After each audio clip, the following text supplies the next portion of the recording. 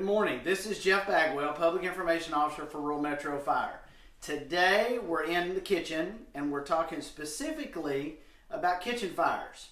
In our society right now, we've got a lot of people going back to work, a lot of parents. That's going to leave a lot of teenagers and a lot of young people at home that potentially could have more problems for us in the fire department. So today what we're going to do is we're going to show you what maybe a typical teenager might act like while he's trying to prepare some food on the stove. And then we're going to do it the right way. We're going to let you see the before and the after. Okay, so hang with us and enjoy the video.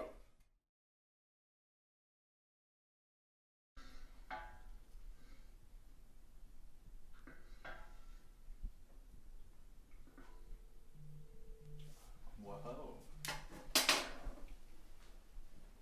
Hey, baby. No, I'm doing nothing. Oh, okay. Yeah. That's pretty cool.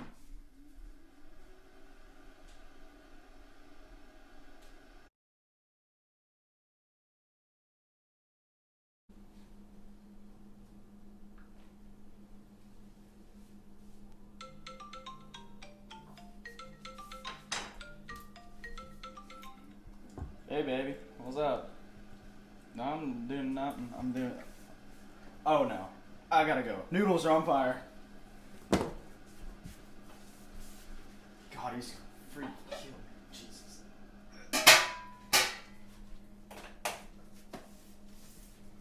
Okay, this is Jeff Bagwell back with you after you've seen two videos, one done incorrectly when the young man got distracted, and the second one was when he actually did it right.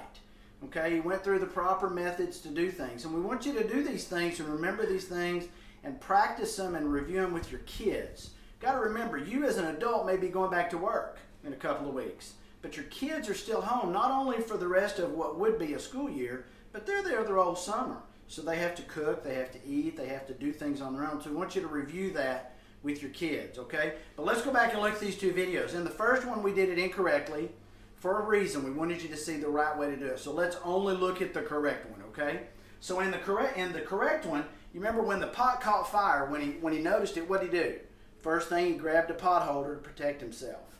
Okay. Secondly is he grabbed the lid and he approached the pot that was on fire from this direction, keeping it away from him. And once the pot was off, well, the last thing he did, he reached across and he turned the eye off. Got to remember, there's three things that make a fire, three things that have to happen. One is you have to have fuel, that was whatever was in the pot. You have to have the heat source, which was the eye on the stove. And the last thing is oxygen. Well, oxygen's in the room. The only way you can actually take away the oxygen is to put the lid on it. Once you put the lid on it, it goes away. Now, what happens if we don't have a lid to fit that pot? Maybe it's an odd shape, maybe it's too large. So it's pretty easy. Grab a cookie sheet. Nice and flat, large. Do it the same way. Approach it from a safe position, right over top. Does the same thing. That's what we want to do, is take that oxygen away before we take the heat away. Okay, now before we talk about all the mitigation processes and how we handle it if it catches on fire, let's talk for just a minute about prevention. Okay, a lot of times people will put spices and things to cook with over top of the stove. That's a very, very bad spot because I have to reach over whatever's cooking, and whatever heat source is down here, my sleeve now, my arm is now subjected to those superheated temperatures. We want you to put those spices and those things you need on each side of the stove, not over it. The second thing is sleeves, okay, loose fit clothing. Okay, don't cook with any loose fit clothing because that's just something that can catch on fire, especially in our scenario that we had where you actually had a pot that caught on fire.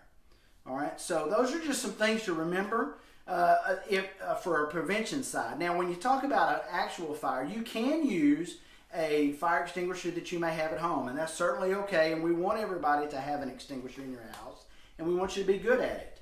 Not water. Okay, water on a cooking fire is not what you want. Water, baking soda, flour, things like that. You want to use a fire extinguisher if you're going to use one.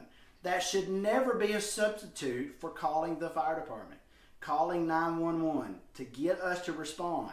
Too many times we've seen a fire that happens in the pot, spreads up the back wall into a roof vent and up into the attic before the person realizes what's happened. And they think they've put the fire out on the stovetop when in fact they have a fire raging above them in the attic. So it's very important to still call the fire department, to still let those firemen come in with thermal imaging cameras and such like that, to ensure that that fire hasn't progressed to a state that's going to potentially damage your house in a much more severe way. That's all I've got for you today. This is Jeff Bagwell, Rural Metro Fire in Knox County, Tennessee. Please check us out on the social media sites. Go to our YouTube channel and subscribe to that. We'd love to see you. If you've got questions, please let us know if you have those questions so that we can try to answer them as best we can. Thank you for watching.